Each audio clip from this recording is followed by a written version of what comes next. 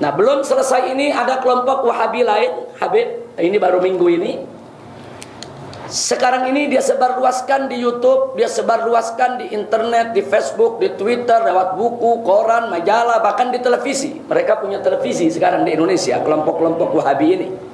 Mereka katakan ibu bapak Nabi itu kafir, musyrik, masuk neraka jahanam. Ini menjadi persoalan serius. Bagi ahlul ilm, ini persoalan tidak mengejutkan. Karena memang ini dibicarakan oleh para ulama.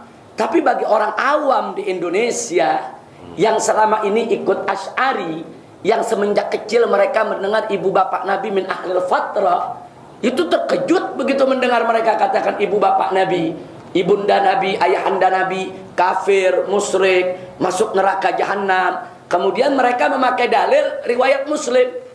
Nah, riwayat Muslim kan hadis sahih, tapi ditakwilkan sesuai pemahaman mereka. Nah, ini yang membuat akhirnya bergejolak lagi.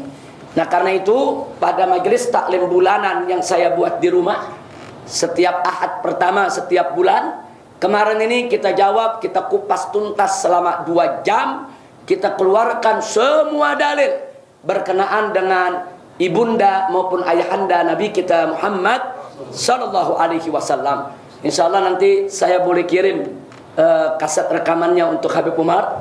Nah, mungkin tidak malam ini, nanti akan saya kirimkan itu. Singkatnya saya hanya ingin mengingatkan, ya memang As-Syaikh Albani dalam kitab Al-Ahadits Shahihah di mujallad yang pertama, pada saat membicarakan tentang riwayat Muslim, tentang Nabi mengatakan abuka wa abi finnar, maka Syekh Albani mengatakan bahwa memang ayah Nabi itu kafir, musyrik, masuk neraka. Kemudian Syekh Albani menukilkan, menisbahkan pendapat itu kepada Al-Imam An-Nawawi radhiyallahu taala anhu. Nah, ini yang dijadikan dalil oleh kelompok Wahabiyah yang ada di Indonesia, dan ini yang digembar-gemborkan di atas mimbar, di televisi, di radio, di mana-mana tempat. Nah, kemudian yang ingin saya sampaikan di sini, mereka tidak membaca bagaimana Al-Imam Suyuti membuat sebuah kitab dengan judul Masalikul Hunafa fi Walidayil Mustafa. Itu risalah Imam Suyuti dimuat dalam kitab Al-Hawi lil Fatawa lil Imam Suyuti. Di situ ada tulisan Imam Suyuti khusus tentang ibunda dan ayahanda Nabi Muhammad sallallahu alaihi wasallam, dan bagaimana Imam Suyuti mengeluarkan semua riwayat serta bagaimana beliau menjawab satu persatu berkenaan dengan hadis yang ada dalam Sahih Muslim rahimahullahu taala. Tidak sampai di situ, Al-Imam Al-Baijuri dalam hasyiahnya terhadap kitab Jauharut Tauhid juga menjelaskan dengan tegas bahwa ibunda dan ayahanda Nabi adalah min ahlil fatrah. Jadi tidak ada hisab. Jadi mereka tidak boleh disebut kafir, tidak boleh disebut musyrik. Mereka semua min ahlil fatrah, tidak ada hisab, dan mereka semua akan masuk dalam surganya Allah subhanahu wa ta'ala. Nah, apa yang disampaikan oleh Imam Baijuri dalam Tuhfatul Murid fi syarah Jauharatul Tauhid, dan apa yang disampaikan oleh Imam Suyuti dalam kitab Al-Hawi lil Fatawa, ini yang menyebar di seluruh dunia Ahlus Sunnah wal Jamaah. Jadi semua Ahlus Sunnah dari kalangan habaib, di kalangan kiai, pondok pesantren, selama ini dari semenjak saya kecil, saya ngaji di taman-taman pendidikan Al-Quran, selalu Ustadz mengatakan ibu bapak Nabi min ahlil fatrah. Gak pernah kita dengar ada guru-guru kita mengatakan ibu bapak Nabi kafir, ibu bapak Nabi musyrik, ibu bapak Nabi masuk neraka jahanam. Nah, tapi di zaman sekarang ini, walaupun itu pendapat ada di pendapat ulama-ulama yang sebelumnya, tapi ini gak pernah dijadikan sebagai bahan ceramah. Itu hanya kajian khusus, itu kajian ilmiah khusus di lingkungan tertentu.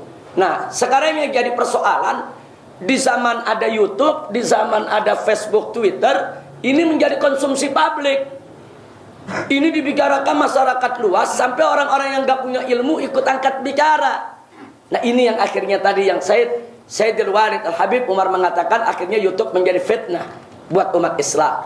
Nah, karena itu bulan kemarin kita coba jawab, kita rincikan satu persatu jawabnya. Insya Allah nanti Jawaban itu yang lengkapnya akan saya kirimkan ke Habib Umar, sekaligus juga minta ditashih, minta ditambah juga, karena ini menjadi fitnah kalau dibiarkan. Nah, pada malam hari ini sedikit saja saya ingin sampaikan.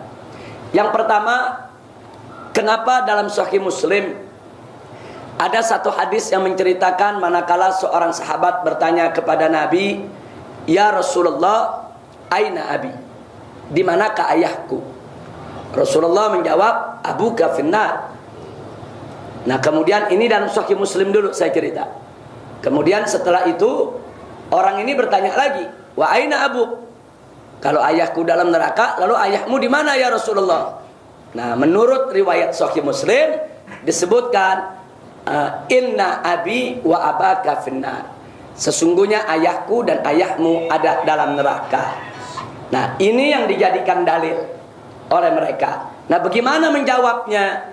Nah, untuk menjawabnya ada beberapa jawaban yang diberikan oleh Al-Imam Suyuti maupun ulama-ulama setelah beliau dari kalangan Ahlus Sunnah wal Jamaah. Pertama, hadis itu sahih dari segi sanad, tapi dari segi matan syadz. Kenapa dari segi matan syadz? Karena ada hadis sejenis, hadis serupa yang diriwayatkan oleh Ibn Majah, diriwayatkan oleh Nasai, diriwayatkan oleh Tirmidzi. Itu tidak ada kata-kata inna abi wa abaka finnar. Riwayat yang tiga ini menyebutkan, tatkala orang ini datang, "Ya Rasulullah, di mana ayahku?" Nabi menjawab, "Dalam neraka."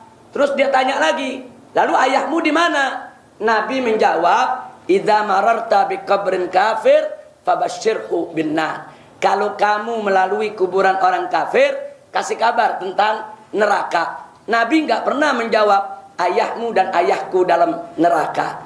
Jadi di sini menarik. Di Sahih Muslim ada jawaban inna abi wa abaka finnar, tapi ada tiga riwayat yang serupa nggak menyebutkan itu. Nah, ini kalau dalam ilmu hadis disebut syadz. Artinya syadz, kita lihat perawinya. Ternyata perawinya yang di dalam Sahih Muslim itu diriwayatkan oleh Hamad ibn Salamah. Sementara dalam riwayat yang lain yang serupa itu diriwayatkan oleh Ma'mar. Nah, di dalam ilmu hadis disebutkan bahwa Ma'mar ini adalah lebih aktar dabtan, aktar hifdzan daripada Hamad ibn Salamah. Nah, sehingga hadis tadi tidak kita katakan palsu. Kita tidak menuduh Imam Muslim dengan tuduhan yang tidak patut. Imam Muslim imam besar, Imam Ahlus Sunnah wal Jamaah. Sahih Muslim menjadi rujukan kita semua. Tapi bukan berarti semua hadisnya 100%, yaitu harus kita terima bulat-bulat seperti itu. Tidak. Yang pertama, hadis ini tetap sahih. Tapi kalau mau diartikan bahwa kalau mau diartikan tentang kata-kata ayahmu dan ayahku ada dalam neraka, maka hadis ini bertentangan dengan hadis-hadis lain yang sejalan, sehingga bisa dikatakan sahih. Itu pendapat pertama. Pendapat kedua mengatakan hadis ini bertentangan dengan ayat Al-Quran. Di dalam surat Al-Isra ayat 15, Allah subhanahu wa ta'ala berfirman, faqala ta'ala wa ma kunna mu'adzibina hatta nab'atha rasula. Tidak sekali kami itu mengadab, kata Allah, tidak sekali-kali kami mengadab suatu kaum sampai kami kirim seorang rasul. Ayat ini dijadikan dalil oleh ulama Ahlus Sunnah wal Jamaah. Kalau satu kaum tidak sampai kepada mereka dakwah, tidak sampai kepada mereka dakwah para nabi-nabi yang manapun, maka mereka ini tidak akan pernah diazab oleh Allah, baik di dunia maupun di akhirat. Artinya tidak ada hisab. Dan ini berlaku bagi ahlul fatrah. Ahlul fatrah itu adalah mereka yang hidup di dalam masa kekosongan nubuah antara nabi yang satu dengan nabi yang lain. Jadi kalau umat jahiliyah antara Nabi Isa alaihissalam dengan Nabi Muhammad sallallahu alaihi wasallam, ini terjadi kekosongan nubuah. Ini disebut ahlul fatrah. Sehingga mereka yang hidup di zaman ahlul fatrah tidak akan diazab oleh Allah, karena Allah tidak mengirim kepada mereka seorang rasul atau seorang nabi pun. Nah, ini akidah Ahlus Sunnah wal Jamaah. Nah, sekarang bagaimana? Ayat Al-Quran mengatakan ada ahlul fatrah yang Allah tidak akan azab mereka. Ayah ibu nabi min ahlul fatrah. Tidak ada satu rasul pun yang dikirim kepada ayah maupun ibu nabi untuk yaitu mengajak kepada satu syariat. Karena itu hadis yang mengatakan ayah Nabi di dalam neraka jahanam bertentangan dengan ayat Al-Quranul Karim. Manakala ada hadis bertentangan dengan ayat Al-Quranul Karim, maka cuma ada dua jalan. Imma hadis tersebut ditakwilkan, atau hadis tersebut ditolak karena bertentangan dengan Al-Quran. Nah, ternyata ulama Ahlus Sunnah ngambil yang pertama, hadis tadi ditakwilkan, saudara. Apa takwilnya? Takwilnya, kata abun dalam bahasa Arab artinya tidak selalu ayah. Kadang-kadang digunakan untuk paman. Seperti cerita dalam Al-Quran tentang ayah Nabi Ibrahim alaihissalam. Nah, tentang Azar itu disebut ab, li abiki. Tapi para ulama tafsir mengatakan itu bukan ayahnya, tapi pamannya. Ternyata paman dalam bahasa Arab boleh disebut ab. Jadi kalau Nabi mengatakan abuka ayahmu wa abi finnar, abi di sini pamanku. Ya paman Nabi kan bisa Abu Lahab yang masuk neraka jahanam. Nah, jadi itu ditakwilkan. Kalau ditakwilkan, maka sejalan dengan ayat Al-Quran, hadis itu tetap sahih, tetap kita terima, dan muawwal ditakwilkan untuk tidak bertentangan dengan firman Allah Subhanahu wa ta'ala. Itu yang kedua. Terus ada lagi yang ketiga, yang tidak kalah menariknya. Ada hadis lain tentang ibu Nabi. Nah, di mana diceritakan tentang ibu Nabi ini, diceritakan bahwa Nabi alaihi salatu wassalam mengatakan, aku memohon ampun kepada Allah, inni astaghfirullah li ummi fa'aba. Aku memohon ampun kepada Allah untuk ibuku, tapi Allah menolak. Kemudian aku minta izin untuk ziarah ke kubur ibuku, dan aku diizinkan. Hadisnya cukup panjang. Singkat cerita, Nabi menangis, sahabat pun yang hadir ikut menangis, saudara. Nah, ini dijadikan dalil oleh kalangan Wahabi. Nah, lihat tuh, Nabi minta ampun kepada Allah untuk ibunya, Allah tolak. Ini dalil kalau ibunya kafir, ditolak oleh Allah. Karena orang kafir nggak boleh dimohonkan ampun. Itu kata kalangan Wahabi. Itu kata kalangan Wahabi. Nah, sekarang apa jawab dari Imam Suyuti maupun imam-imam yang lain berkenaan dengan hadis ini? Justru dikatakan hadis ini hujatan lana, bukan hujatan alaina. Jadi waktu Nabi memohon ampun untuk ibunya, ditolak oleh Allah. Kenapa ditolak? Karena ibunya nggak ada dosa. Apa yang mesti dimintain ampun? Ibunya ahlul fatrah. Allah tolak. Jadi Allah tolak bukan berarti kafir. Allah tolak ihtimal karena ibunya min ahlil fatrah. Min ahlil fatrah lah hisab. Kalau lah hisab nggak ada dosa. Kalau nggak ada dosa, wajar istighfarnya Allah tolak, karena tidak perlu untuk diistighfarkan untuk min ahlil fatrah. Lalu bagaimana dengan ziarah? Waktu Nabi minta izin ziarah kubur ibunya, tidak perlu heran, karena memang ketika itu ziarah kubur diharamkan. Kan Nabi yang mengatakan kuntu nahaitukum an ziyaratil kubur al-an ala fazuruha. Dulu aku larang kalian untuk ziarah ke kuburan, sekarang silakan kalian ziarah kuburan. Ketika itu memang ziarah kubur nggak boleh, walaupun kubur orang Islam nggak boleh. Nah, ini juga dalil hujatan lana. Artinya andai kata ibu Nabi itu kafir, mana boleh ziarah ke kubur orang kafir? Allah yang larang dalam Al-Quran. Orang munafik, orang kafir nggak boleh kita sholatin, nggak boleh kita diri di atas kuburannya, nggak boleh kita ziarah. Nah, jadi di sini justru itu hadis menjadi hujjah buat kita bahwa ibu Nabi tidak kafir. Jadi ini persoalan-persoalan perspektif, Habib. Ini persoalan-persoalan interpretasi. Ini persoalan bagaimana kita memahami ayat dan memahami hadis. Jadi orang-orang Wahabi ini memahami ayat dan hadis, mereka ini secara tekstual, apa adanya, mereka artikan secara zahir.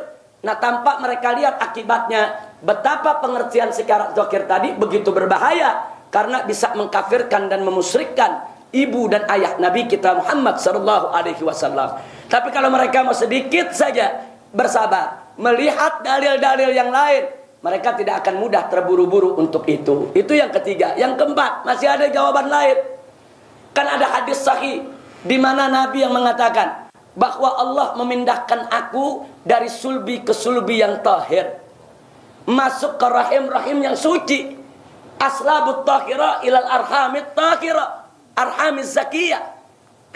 Jadi kata Nabi, aku ini diciptakan oleh Allah dari Nabi Adam sampai kepadaku, itu benihnya pindah dari sulbi yang tahir ke sulbi yang suci, ke sulbi yang suci, masuk ke rahim yang suci, pindah ke sulbi yang suci, masuk ke rahim yang suci. Enggak mungkin disebut sulbi suci kalau kakek moyang Nabi kafir. Enggak mungkin disebut rahim yang suci kalau ibu-ibu Nabi ke atas kafir. Kalau disebut sulbi yang suci, berarti ayah-ayah Nabi bukan kafir sampai Nabi Adam. Kalau disebut rahim yang suci, berarti ibu-ibu Nabi sampai Siti Hawa tidak ada orang kafir maupun musyrik.